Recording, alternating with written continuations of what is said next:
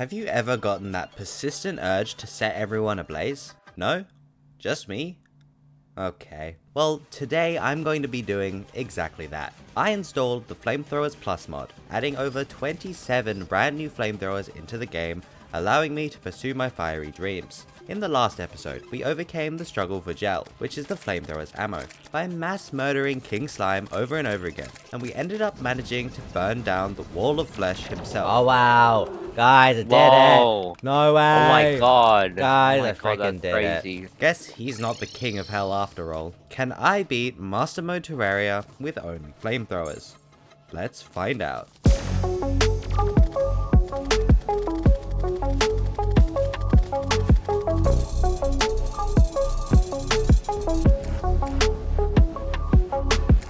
With the Wall of Flesh defeated, I have a lot of things to do. The first thing I needed to do was to break some Crimson altars and bring the hard mode ores into the world. Normally, I would head into the Crimson and begin breaking altars. Except, I found an item from Fargo's Mutant mod called the Altar Exterminator, which upon use destroys all the natural Crimson altars. One thing I wasn't aware of though, is that this item will still spawn the Wraiths, so I got immediately swarmed by a bunch of angry Wraiths. Bop. Oh think- my. I think I got some. Oh. It still spawns the ghost. I mean, That's the race. not very good. This is a predicament. This is not a good idea, was it? Huh. Yeah. Well, at least you have a flamethrower. Yeah. It'd be a bit harder to deal with if you didn't. Free money. Oh yeah, true. How much money? Oh, it's good in the long run. Double gold. 6 gold. I've killed 100 wraiths. Nearly all my NPCs were gone, but at least I didn't have to go into the Crimson and break altars, right? Right? Anyways, I still hadn't gotten my hands on a Molten Pickaxe yet, so I couldn't break any of the tier 1 hard mode ores. I went down into Hell to gather more Hellstone and got to work, making my way up the standard hard mode ore progression. Ah, frick you, buddy.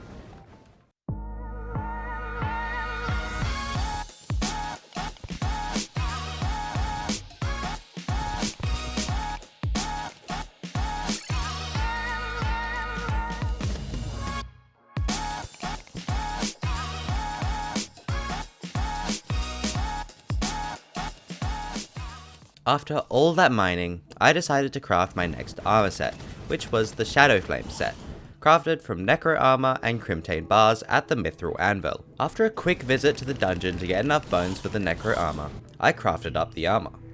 This set gave a pretty decent defense boost, but slightly decreased my flamethrower damage sadly. Next on the list, I was in desperate need for a better weapon, and that weapon is the Titanium Blowtorch, which had both a flamethrower attack and a giant laser for some reason. What the frick is this? What? What the frick? Frick is this?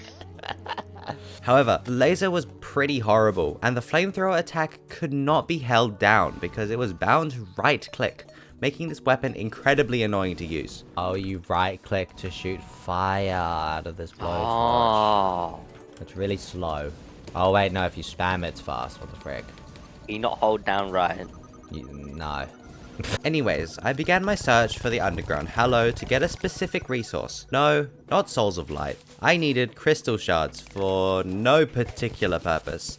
Nothing like an infinite money glitch or anything. For some reason, I really struggled to find the Underground Hallow because it was primarily in the jungle, so it wasn't obvious where it was because the Hallow doesn't replace the mud blocks in the jungle. For the record, I am aware that the Hallow and Crimson biomes spawn in a giant V shape. Just the jungle makes it incredibly hard to find. Anyways, I eventually found myself a crystal shard and headed home to not use the crystal shards for no infinite money. With this random pile of money I found, I could buy the weather balloon to summon in rain, and consequently a snowstorm, because I was in need of a frost core for the next weapon on my list. Ow. Yes, you exist. Oh frick, I'm frozen. What the frick?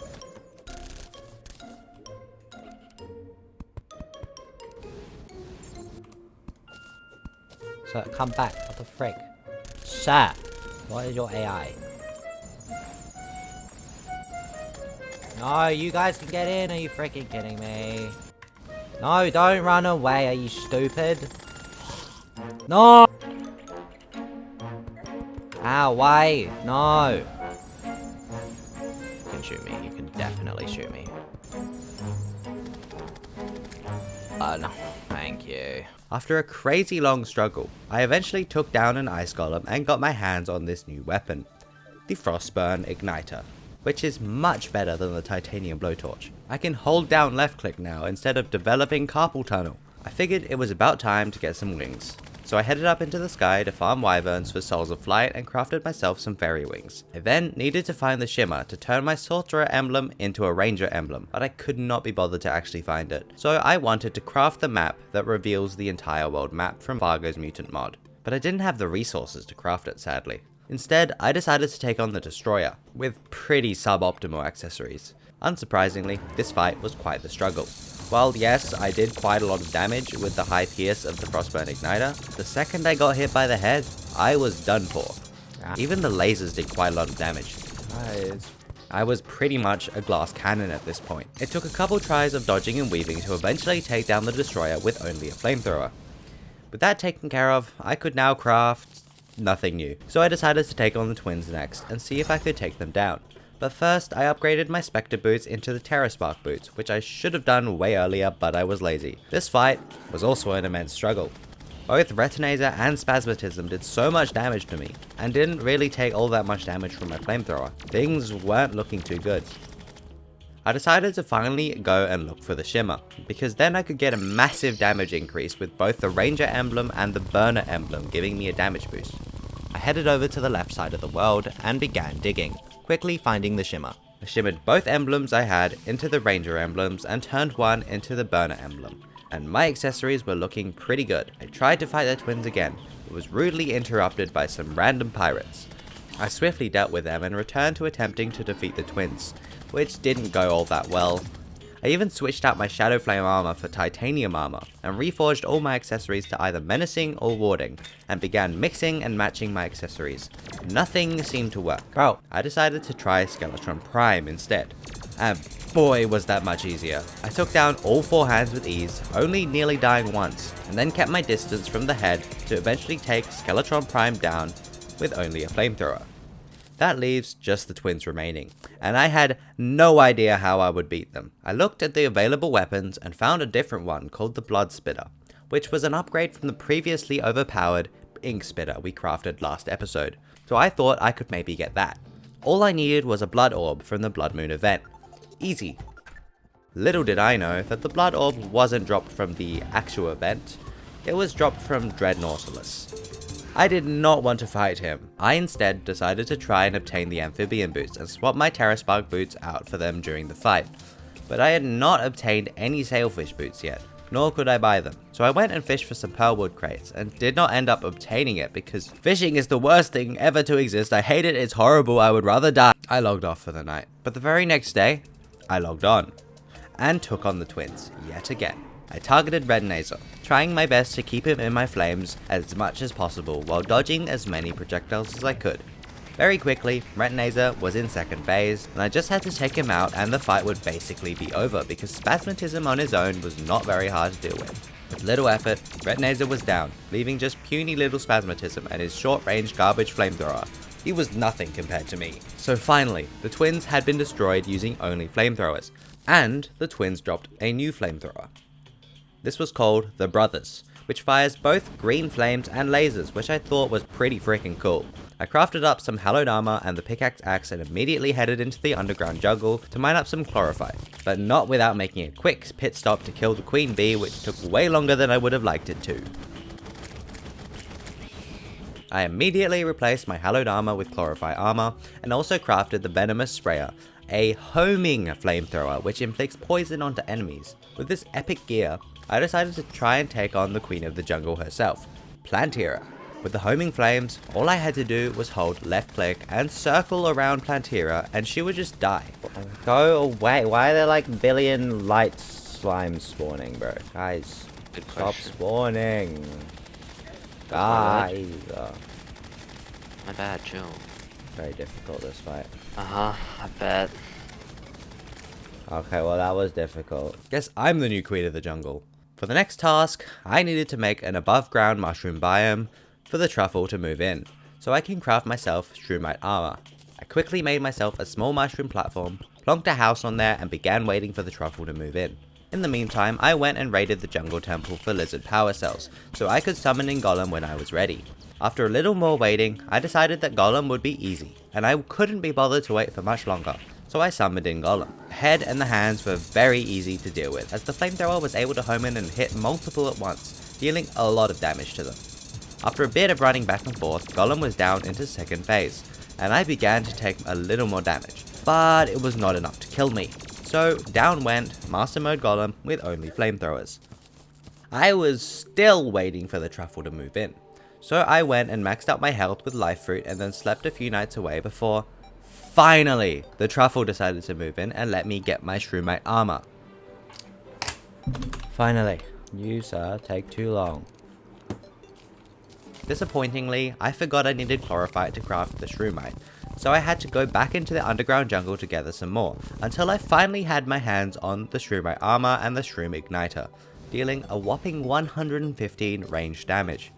Another weapon caught my eye though, which would be the Necrotic Igniter. This was crafted from spooky wood, so after summoning in the Pumpkin Moon and utterly erasing a couple spooky guys, I had the Necrotic Igniter, dealing 128 range damage. After some quick reforging, it was now time to take on the Lunatic Cultists.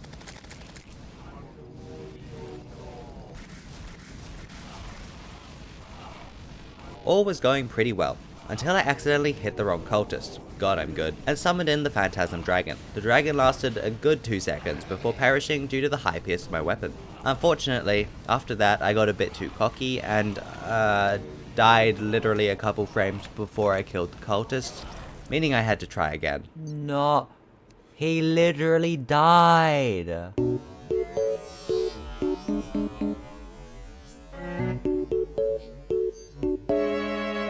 This time I was really careful to not die and took out the cultists with ease. Now I had taken out the cultists, the celestial pillars were now invading. I immediately went straight for the vortex pillar and began slaying everything that moved. Only a couple deaths later, the pillar was destroyed and I had my hands on vortex fragments, meaning I could get a new accessory and a new flamethrower. I crafted the plasma surge and the flame guard accessory, massively boosting my damage. With these new weapons, the rest of the pillars were no problem and were taken out relatively quickly. I did end up accidentally cheesing the solar pillar by sitting in a house, but that's okay. Impending doom was now approaching, and there was only one boss between me and victory. In came the Moon Lord, eyes ablazing. I did pretty well on my first attempt. However, I died after taking out its head and nearly killing its hands, which gave me pretty good confidence that this would be relatively easy. At least easier than the twins were. Ouch. Tried again, and again, and again, never getting closer. I began mixing and matching accessories and trying different strategies, but nothing seemed to work. I would just take too much damage and inevitably die a horrible, painful death. It was not looking good. After a good 30 minutes of constant agony, defeating the Empress of Light for the Soaring Insignia, and creating a bigger arena, I finally got my lucky break. I was dodging pretty well and keeping up my damage all throughout the fight. Eventually, I had killed all 3 eyes and was just left with the core. Very close to the end, I lost my focus and forgot I had to aim, and nearly threw the run. Luckily, I still managed to defeat the Master Mode Moonlord with only flamethrowers. That took so long. I crafted up the final weapon, and found out I still suck, even though this weapon is better, as I died incredibly quickly again. Done. Oh well, it's done. Flamethrowers only is done. This mod was incredibly unbalanced, but was also very fun to play. If you want to check out the mod yourself, the link will be in the description. Thanks for watching. Make sure to like and subscribe, as these take a lot of effort to make. Also comment if you have some ideas on what I should do next. See ya, dummies!